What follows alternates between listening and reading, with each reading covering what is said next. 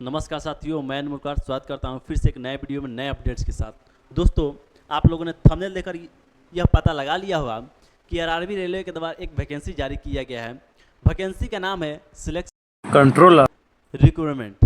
ठीक है, यह जो है वैकेंसी आप लोगों ने पहले कभी नहीं देखा होगा, क्योंकि सबसे पहले 2016 में इस वैकेंसी को लॉन्च जारी किया गया था। पता नहीं उस समय कितना पोस्ट दिया गया था, मुझे एग्जैक्ट नहीं मालूम, और फिर से इसको एक बार जारी किया है। लेकिन सवाल यह बनता है कि इससे पहले ये वैकेंसी आई क्यों नहीं। तो देखिए, यह जो है पोस्ट यह एनटीपीसी के अंतर्गत आता था इससे पहले। ठीक है, एनटीपीसी के अंतर्गत आता था, इससे जिससे आपको यह देखने को नहीं मिल रहा होगा। लेकिन एनटीपीसी से ना एनटीपीसी को छोड़कर हट के एक पोस्ट इसको निकाला है और 368 पोस्ट दिया है दोस्तों ये। ठीक है, यह एक आपके लिए बहुत बड़ी अपॉर्चुनिटी है, इसको आपको खोना नहीं है। जी जान लगाकर मेहनत जितना हो सके करना है और इसको अडोप्ट करना है, यानी आपके समझिए ये आपके योग्य है। ठीक है, तो लेट्स स्टार्ट करते हैं हम लोग। इसको हम प्रोसेस क्या है इसका, कैसे हम इसको देख सकते हैं, और पूरी जानकारी आपको बताऊंगा। यहाँ पर आपको मानना है सरकारी रिजल्ट। ठीक है, सरकारी, एक सेकेंड, रिजल्ट ऐसा मारिएगा और इसको सर्च के लिए भेज दीजिएगा। पहला इंटरफेस आएगा, पहला पेज आएगा, उसको आपको क्लिक करना है। करने के बाद इसका वेबसाइट का मेन पेज ओपन हो जाएगा। यहाँ आने के बाद आपको यहाँ दिखाई देगा लेटेस्ट जॉब। ठीक है, लेटेस्ट जॉब आने पर आपको यहाँ पर दिखाई दे RRB selection controller online form start 2025। इस पर आपको क्लिक करना है। सिंपली क्लिक करने के बाद कुछ ऐसा इंटरफेस आएगा और जिसमें आपको पूरी जानकारी मिलेगी। ठीक है, यहाँ पर आपको पूरी जानकारी मिलने वाली है। ठीक है, यहाँ पर आने के बाद यहाँ पर दिया गया important dates and application fee, इस चीज़ के बारे में हम लोग जान लेंगे। ठीक है, एक सेकंड, कहाँ भाग रहे हो भाई। हाँ, यहाँ पर आपको इंपॉर्टेंट डेट देखने को मिलेंगे, यानी इस फॉर्म को कब से आप लोग भर सकते हैं। ठीक है, तो आप लोग यहाँ पर देख सकते हैं कि इस फॉर्म को 15 सितंबर से भर सकते हैं। इसका अंतिम डेट निकाला गया है 14 अक्टूबर को। ठीक है, वहीं पर इसका लास्ट जो फी पेमेंट होता है वो 16 अक्टूबर रखा गया है। इसका एग्ज़ाम डेट जो है नोटिफाइड है, यानी आपको समय आने पर आपको नोटिफाइड किया जाएगा, आपको नोटिस दिया जाएगा। इसके अलावा हम जानेंगे एप्लीकेशन फ़ी, यानी आपको इस फॉर्म को भरने के लिए कितना फ़ी लगेगा, ओबीसी के लिए कितना लगेगा, जनरल के लिए कितना लगेगा, ईडब्ल्यूएस के लिए कितना लगेगा, एससी एसटी के लिए कितना लगेगा। ठीक है, तो यहाँ पर देखिए जनरल, ओबीसी और ईडब्ल्यूएस के लिए 500 रुपीज़ रखा गया है। वही एससी एसटी और ईबीसी के लिए 250 रुपये रखे गए हैं। फॉर ऑल कैटेगरी फीमेल 250 रखा गया है। पेमेंट मोड ऑनलाइन रखा गया है। आप लोग डेबिट कार्ड, क्रेडिट कार्ड या इंटरनेट बैंकिंग या आईएमपीएस या कैश कार्ड या फिर मोबाइल से विथड्रॉल कर सकते हैं, पेमेंट कर सकते हैं। देखिए यहाँ टोटल पोस्ट दिखाई दे रहा होगा आप लोगों को। 368 पोस्ट के साथ इस वैकेंसी को जारी किया गया है। ठीक है, ये तो हो गया एप्लीकेशन फ़ी। ठीक है, अब हम जानेंगे एज इसका क्या है। ठीक है, इसका मैक्सिमम और मिनिमम जो एज है कितना रखा गया है। देखिए, इसका मैक्सिमम एज जो है 20 ईयर रखा गया है, यानी आप 18 साल के हैं तो आप इसको फॉर्म को फिलअप नहीं कर सकते हैं। ठीक है, अगर 33 साल से ज़्यादा आपकी उम्र हो गई है तो भी आप इसको फॉर्म को फिलअप नहीं कर सकते हैं। अच्छा, यहाँ पर मैं एक और ऐड करना चाहूँगा। यहाँ पर देखिए जो ईडब्ल्यूएस, ओबीसी और जनरल के लिए 500 फी रखा गया है, इसमें से रेलवे आरआरबी के द्वारा आपको 400 वापस कर दिया जाएगा सीबीटी एग्ज़ाम देने के बाद। ठीक है, सीबीटी 1 एग्ज़ाम देने के बाद। वही जो लड़कियों के लिए कैटेगरी फीमेल है 250। ठीक है, मैं थोड़ा क्लीन कर देता हूँ इसको। 250 फी रखा गया है, ये पूरी की पूरी वापस कर दिया जाएगा। कोई भी फीमेल किसी भी कैटेगरी को पूरी की पूरी फी वापस कर दिया जाएगा, लेकिन सीबीटी एग्ज़ाम देने के बाद। ठीक है, जो एक ही एग्ज़ाम है इसका है। पेमेंट मोड तो आपको पता ही चल गया। टोटल पोस्ट आपको दिखाई दे रहा होगा 368। अब जानते हैं कैटेगरी वाइज किस कैटेगरी के लोगों के लिए कितना पोस्ट रखा गया है।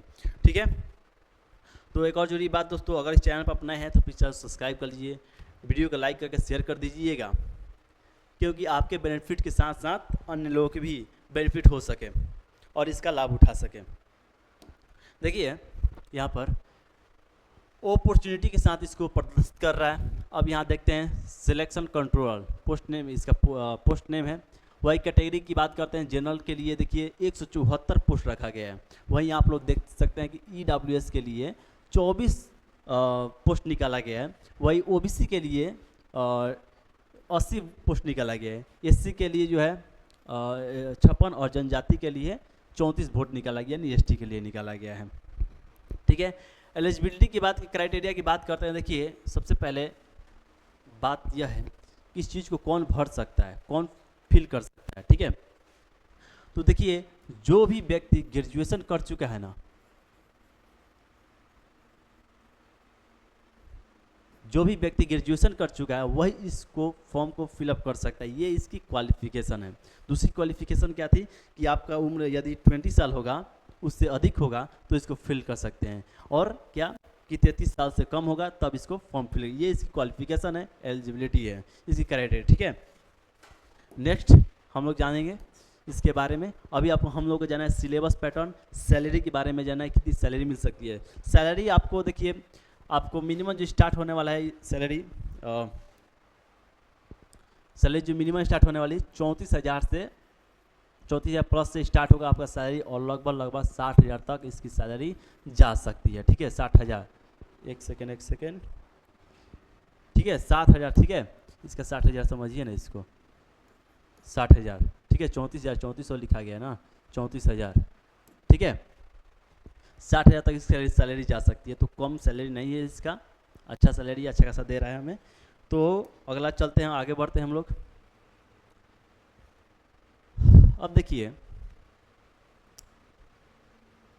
यहाँ आप आइएगा, यहाँ पर भी एक बताना चाहता है मैं। देखिए क्या बताना चाहता है, देखिए इसका कंप्यूटर बेस्ड एग्ज़ाम होता है, यानी CBT एग्ज़ाम है। उसके बाद आपका CBET होगा, उसके बाद DB होगा यानी डॉक्यूमेंट वेरिफिकेशन होगा, उसके बाद आपका मेडिकल एग्जामिनेशन होगा। अब मैं यहाँ पर एक ज़रूरी बात बताना चाहता हूँ। देखिए आप, जैसे कि मैंने बताया कि आप ग्रेजुएट किए हैं तो ही इस फॉर्म को फिलअप कर सकते हैं। ठीक है, एक और है कि अगर आपका आइज प्रॉब्लम है तो इस फॉर्म को नहीं भर सकते। आप ललटेन लगाते हैं, शीशा लगाते हैं, चश्मा लगाते हैं, तो इसको फॉर्म को फिलअप नहीं कर सकते हैं। ये है इसकी खैसियत। ठीक है, तो जो चश्मा लगाते हैं आपको निराश नहीं होना है, आपके लिए दूसरा जॉब तैयार है, और जो नहीं लगाते हैं वो उनके लिए भी ये तैयार है। ठीक है, तो ये मैं ऐड करना चाहें यहाँ पर। अब हम लोग जानेंगे, देखिए यहाँ पर देखिए दिखा रहा है चेक सिलेबस एग्ज़ाम पैटर्न। यहाँ पर क्लिक करिएगा, क्लिक करने के बाद एक आपको इंटरफेस देखने को मिलेगा। ठीक है, कुछ ऐसा आपको इंटरफेस देखने को मिलेगा। वहाँ क्लिक करने के बाद, क्योंकि मेरा अभी वेबसाइट नहीं चल रहा है, वहाँ से नहीं खुल रहा है, इसलिए आपको कुछ ऐसा इंटरफेस देखने को मिलेगा। अब क्या है कि आप लोग CBT पास कीजिएगा, एक सेकेंड, आप लोग CBT पास करने के बाद आपको शॉर्ट लिस्ट किया जाएगा, आपको अगले एग्जाम के लिए चुना जाएगा। ठीक है, देखिए यहाँ पर कह रहा है शॉर्ट लिस्ट, आपको कैंडिडेट को शॉर्ट लिस्ट किया जाएगा। इसके बाद यहाँ देखिएगा,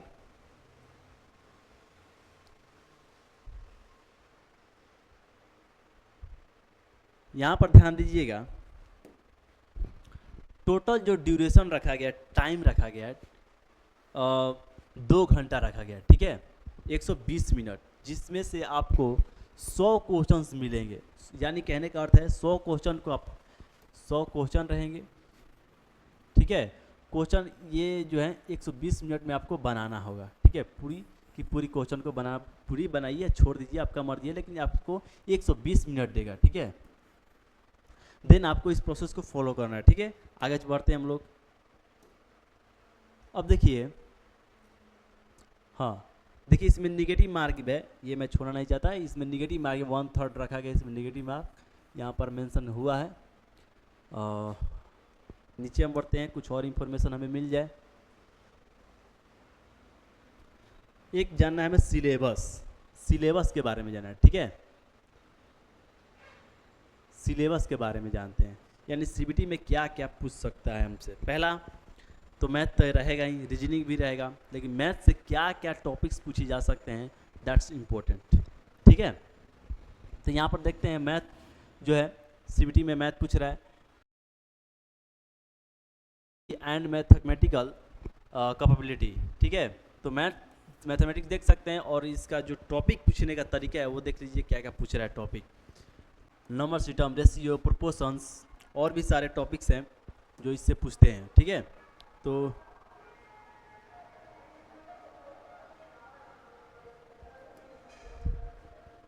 average, percentage, profit loss and discount, time, speed, distance, power, work, algebra, linear equations, arithmetics, progression, LCM, HCF, geometry, area, volumes, probability and statics, both only basic level. ये सारे basic levels पूछे जाएंगे। ठीक है, अब बात करते हैं डाटा एनालिसिस इंटरप्रिटेशन, इससे भी क्वेश्चन पूछे जाएंगे आप सबको। इसमें क्या क्या पूछे जाएंगे यहाँ आप लोग देख लीजिएगा।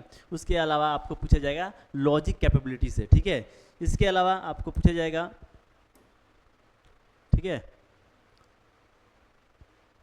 इसके अलावा आपको पूछेगा मेंटल रीजनिंग से। ठीक है, जितने भी रीजनिंग है उससे पूछे जाएंगे। रीजनिंग में क्या क्या पूछे जाएंगे ये भी आप लोग देख लीजिएगा।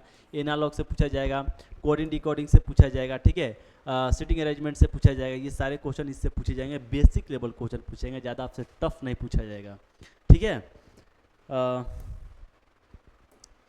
इसके अलावा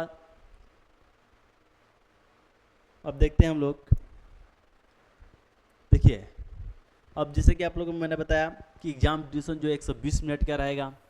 अब देखिए एनालिटिकल से और मैथमेटिकल से कैपेबिलिटी से 60 क्वेश्चन रहेंगे। ठीक है, यानी 60 मार्क्स का पूछेगा। वही लॉजिकल कैपेबिलिटी से 20 मार्क्स का पूछेगा, और मेंटल रीजनिंग से 20 मार्क्स का पूछेगा। टोटल जो क्वेश्चन है 100 मार्क्स का रहेगा। ठीक है, 100 क्वेश्चन रहेंगे। ठीक है, इसके अलावा आपको यहाँ कुछ और भी बताया गया जो आपके जानने योग्य नहीं है। दोस्तों जितने भी इंफॉर्मेशन थे आपको मैंने बताया।